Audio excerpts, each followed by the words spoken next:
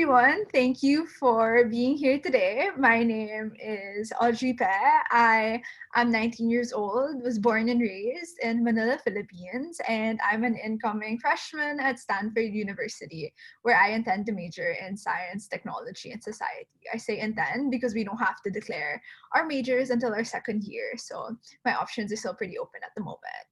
Today, I'm going to be talking about what my experience was like applying to US colleges as an international applicant from the Philippines. Okay, but first, a bit about me. I mentioned that I'm going to be starting Stanford quite soon. I am from the Philippines and Manila specifically, and I'm currently on a gap year or wrapping up my gap year. So I chose to do a gap year mainly because I wanted to be able to pursue my nonprofit, which aims to educate, inspire, and empower youth to break gender barriers and use tech to make a difference in society. So that nonprofit had a lot of very event speaking intensive work that I wanted to focus on before really throwing myself into academics and life in the US. So I can talk a bit more about that later if you'd like. But basically, to start off with my story, growing up studying abroad was never really part of the plan. So both of my parents studied in the Philippines all their life, and there was never really that expectation for me to go abroad.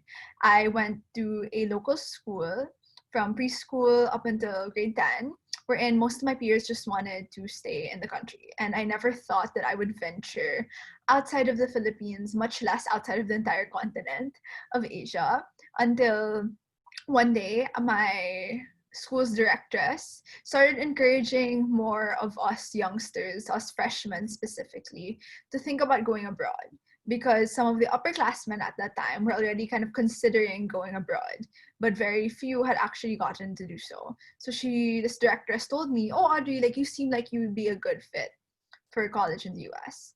And that like little bit of encouragement really sparked this idea within me, like, oh yeah, what is like college like in the United States? I wonder what it would be like to be able to experience college outside of the Philippines. And that was where kind of like that seed of thought was planted. And I literally went online and I looked up schools in the US, and I originally gravitated towards a lot of schools in the East Coast and started kind of expanding my interests in the West Coast. So I was just really looking online via YouTube videos, vlogs, blog posts, websites. Like I really took whatever I could find online to really build this knowledge about what it would be like to apply to the US and potentially like study there and experience kind of American culture. So that was what really catalyzed this entire journey. This directress telling me that I should just consider these schools abroad. But I really encountered a lot of difficulty as I started planning out the schools that I wanted to apply to, because I was very ambitious, still I'm quite ambitious, and I really wanted to go for a lot of top tier universities like Ivy Leagues and Stanford and MIT, like those type kind of tiers. Like I already knew in freshman year that I wanted to venture and like try my best to get to universities like those. But when I went to my school's guidance counselor, I went in and I explained that I wanted to go abroad, and instead of being met with resources, I was met with, "Oh yeah, like good for you, like we're cheering you on." And that was very frustrating, I think, to hear. Like even though it was nice to get like that moral support from my guidance counselor, I wasn't actually given like concrete tips or resources. My counselor was then the one asking me like, "Oh, do you have to write essays? Do you have to take the SAT?" Like it was so frustrating because I went to that counselor to get advice, but she was the one asking me about what I needed to do to apply to the US. And she later on apologized and said that, oh, she isn't like very equipped to help people apply abroad because most of my schoolmates really just stayed in the Philippines. So even though I was really frustrated and really thinking, oh gosh, like, is this study abroad dream going to become anything more than a dream? I decided to venture to my favorite resource, which is the internet. And I quite literally Googled study abroad advice for Filipino students. Through that, I was able to find this Facebook page called College Admissions Mentors for Peers in the Philippines, or CAMP for short. CAMP is a nonprofit organization based back home in Manila that really aims to connect Filipino high school students that need support and mentorship in studying abroad to Filipinos that are currently studying in countries like the US, UK, Singapore, Australia, New Zealand, etc. Coincidentally, when I found this page for camp, I discovered that they were open for their mentorship program.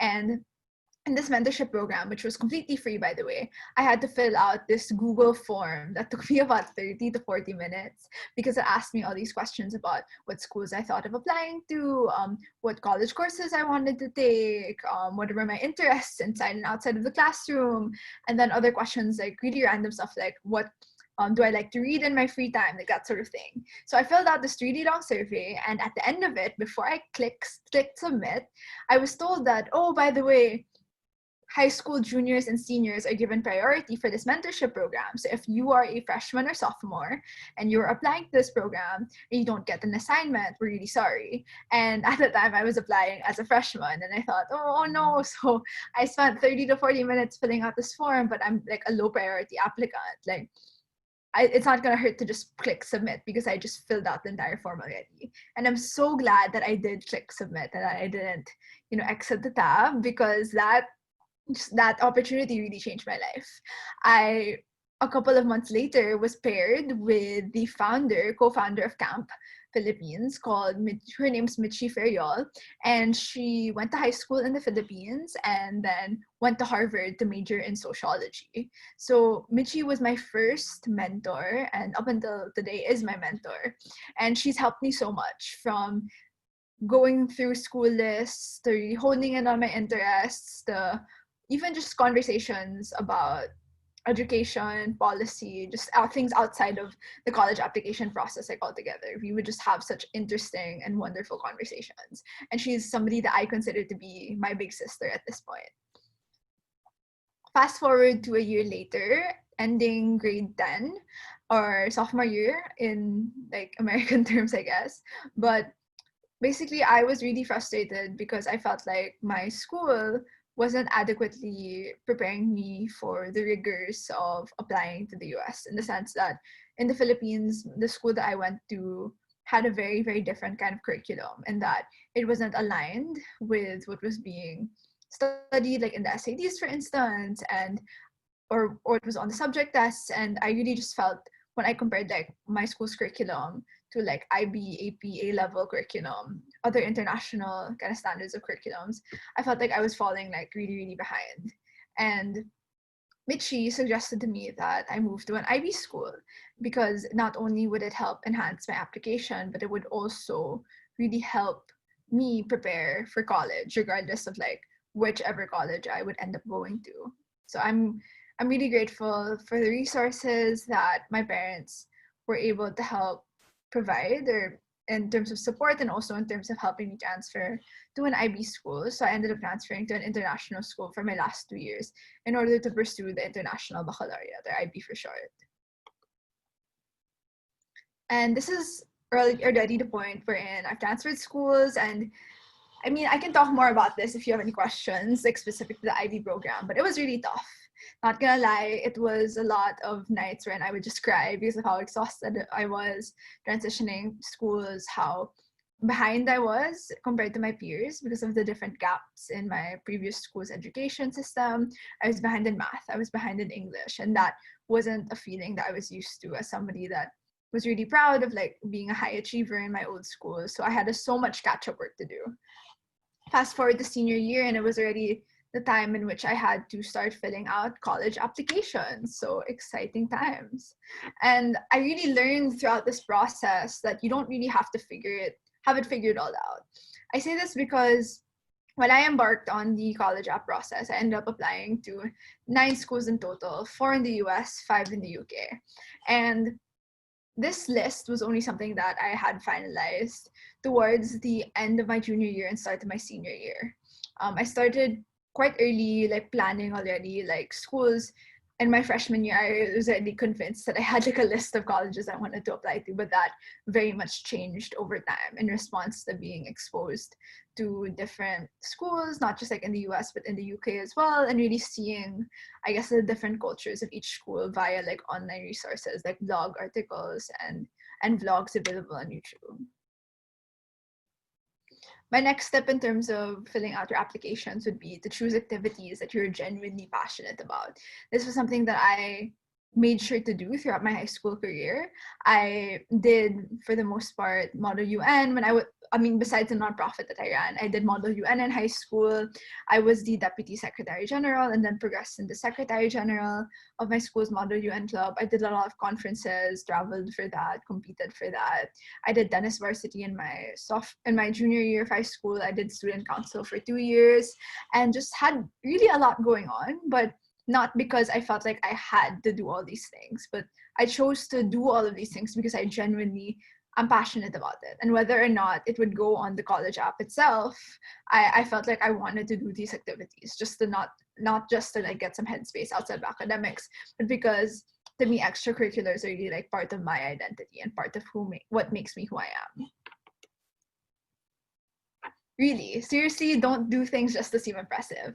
I can't count the number of times that I've seen people join MUN for like the perceived prestige or really join like different competitions just to put it on their common app. So please don't do that, because at the end of the day, if you don't enjoy the experience, you're just going to be torturing yourself, rather than if you join the activity because you genuinely enjoy it, at least whether or not you get into like your top college, like you will have gotten like an amazing experience out of joining that EC. If you just do things to seem impressive or to fit like this ideal applicant, then you'll find yourself disappointed at the end of the day if you don't end up getting into that dream school or end up like meeting your perceived like barometer for success. So really just do things for you, be authentic, and don't do things to like try to please other people like admissions officers. At the same time, realize that it's really all about best fit. At a lot of very competitive universities like Stanford, I think fit is what really helps distinguish who gets in and who doesn't. But then again, it's just me. I'm a student. I'm not an admissions officer. What I've just noticed is that there's so many applicants, especially from my high school, that had better grades, better SATs than I did. But I think what really made my application stand out was the fact that not only did I pursue things that I'm passionate about outside of the classroom, but also I was able to show how different aspects of myself really aligned with like the university's principles and its emphasis on STEM and like humanities education. So all about fit. The thing with US universities is that it's not like in the Philippines, for instance, where it's about passing an entrance test. And if you don't get in, it's probably because of academics. In the US, there are so many different reasons why you could get in or you couldn't get in, and it's all holistic. And I think the best way to really be at peace with that is to just understand that applying to college is kind of like dating. Like sometimes it works out, sometimes it doesn't, like for inexplainable ways. Like you really just have to like try and shoot your shot with these schools, but if it doesn't work out, then like thank you next, you know? This is my next step, and it's one of my favorites. It's to be authentic. These admissions officers read hundreds of essays every year. And at some point, I feel like they have like a BS kind of like filter, because it's so easy these days to tell, I think, when somebody is trying too hard to be somebody that they're not.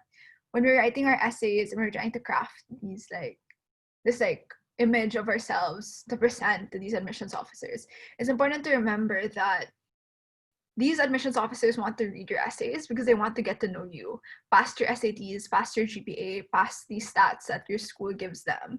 They want to know what kind of person you'd be like outside of the classroom, what you'd be like on the college campus, what kind of personality, what kind of advantages, or what kind of person they'd really bring to the campus is what they want to be able to get to know. And the best way that you can give that to them is by being authentic when writing your essays.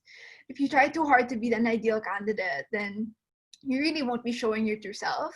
And at the same time, you won't know that if the person admitted or denied towards the university would actually be a good fit. My philosophy was that I tried to be as true to myself as possible throughout the college app process, so that I knew that every acceptance or rejection would turn out to be what was meant to be. And I'm so glad that it worked out like that, because I now know that I am a good fit for Stanford, and I have seen that consistently throughout engaging with the community. And I think that they were able to determine that fit through my essays and through me shining kind of like a spotlight on my personality through the different essays that my university asked me to write. Overall, if you fake it, you really won't make it. Like these admissions officers, as I said earlier, read hundreds of essays. So if you try to like fool them into thinking that you're like this person when you're really not, just don't.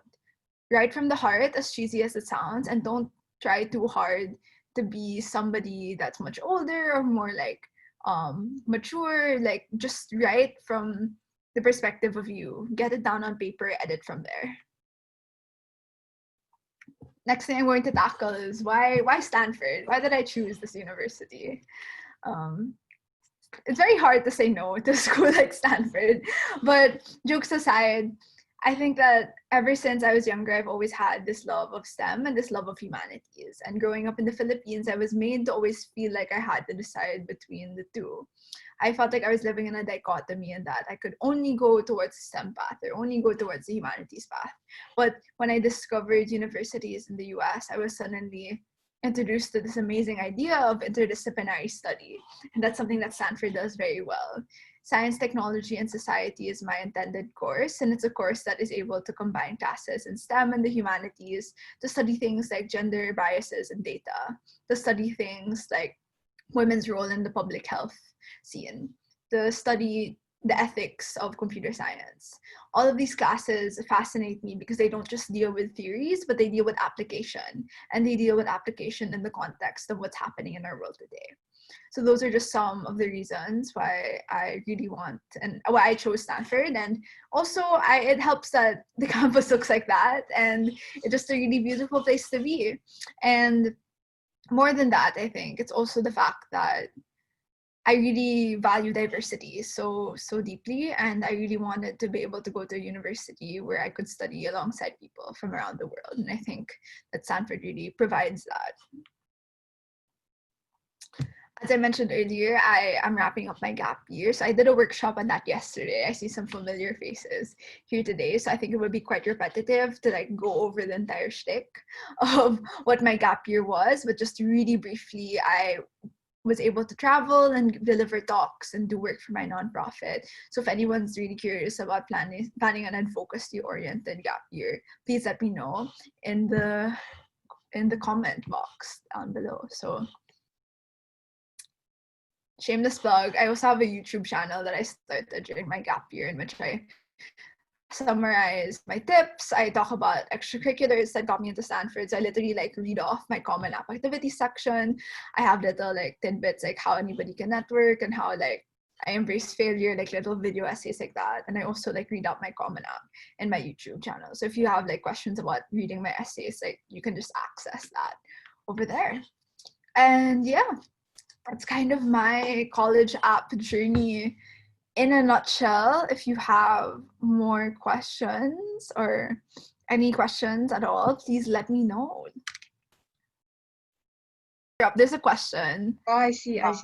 Yeah, I'll just address that really quickly. So Sure. I put 10 activities in my activity section. I didn't think it was too much, and I think like it worked out in my case, but at the same time, like I made sure that all 10 of the activities were activities of substance and weren't just kind of like fluff that I added. So if you naturally do like 10 activities or have done 10 activities throughout your high school career, put that in. But if you're trying to like force yourself to fill it out just for the sake of like completing all 10, like please don't. Just like follow like the natural like trajectory of your high school career. Next question is, any YouTube channel which you suggest will help with essays apart from yours? Oh, I really enjoyed the Kath Path. So she's a vlogger from Stanford, and she has this video wherein her and 4 other friends like read out their supplement essays specific to Stanford. So Stanford has extra essays that you do specific to the school. So their essays really gave me a good idea of like how I could be in tackling mine. So that really helped. I also really enjoyed, Cathpath's really good as well in terms of tips for other schools besides Stanford. She got into UCLA, UC Berkeley, and USC as well. So if you're interested in like UC schools, like she's also a really great resource for that. But another YouTuber that has really good advice is Katie Tracy. So she's actually a good friend. And Katie she's Aloha Kitty X, and she goes to Cornell.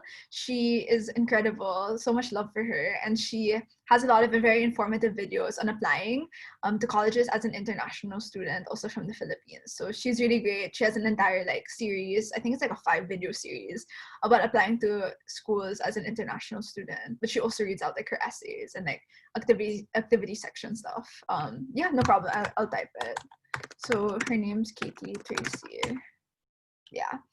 So she goes to Cornell. But she also got into UC Berkeley, if I'm not mistaken. So yeah. Any other questions, comments, anything at all? Okay, going once, going twice. Okay. So I think we're good. Thank you so much for coming, Audrey, and thank you everybody for attending. We have one more webinar left in this college application series that's on exploring college life next Monday. So if you're interested, also join that webinar. Thank you so much for attending, and our webinar will be ending now. Bye. Bye, thank you.